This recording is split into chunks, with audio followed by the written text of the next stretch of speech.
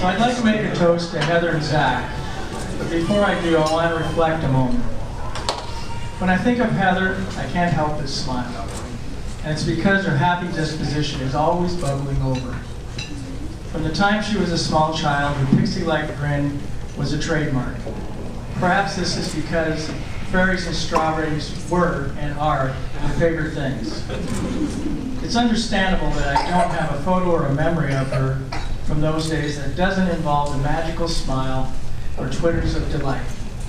I remember being able to find her anytime, inside or out, by following the sound of her laughter. Heather's pleasant spirit has always been an exceptional gift and has led her to see the world in a grand way. As a youth on the soccer field, she enjoyed the game by picking dandelions and dancing. And later in high school, she would laugh out loud every time she made a kick, whether or not her foot connected with the ball. From soccer to her mission trip to Sierra Leone, to her work with special needs kids, she has put into practice her natural zest for life. Heather is in essence a positive person.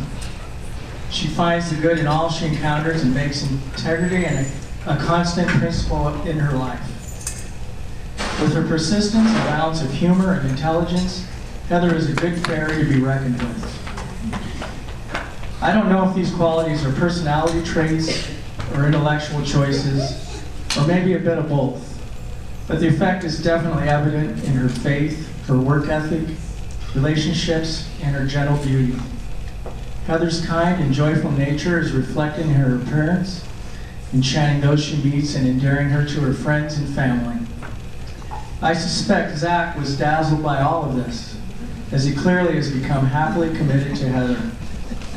Interestingly, Zach has that same familiar demeanor.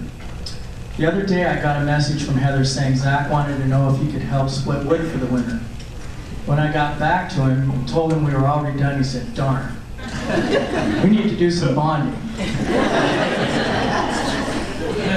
Keeping this information in reserve, I called him a few days later and mentioned another project. His unforgettable response was, "Sure, moving 400-pound wood stoves on a Saturday morning is my favorite thing."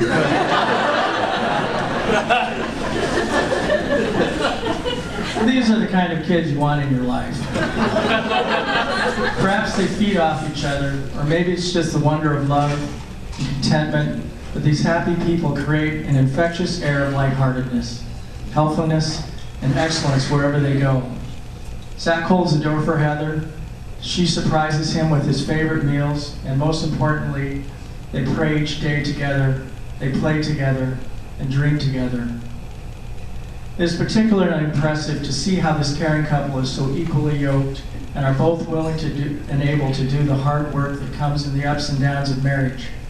They have admirably considered the responsibilities of matrimony and are well prepared to live together and to intentionally acknowledge and cultivate the gifts of affection, devotion, understanding, and compassion that are essential to the sacred union of marriage.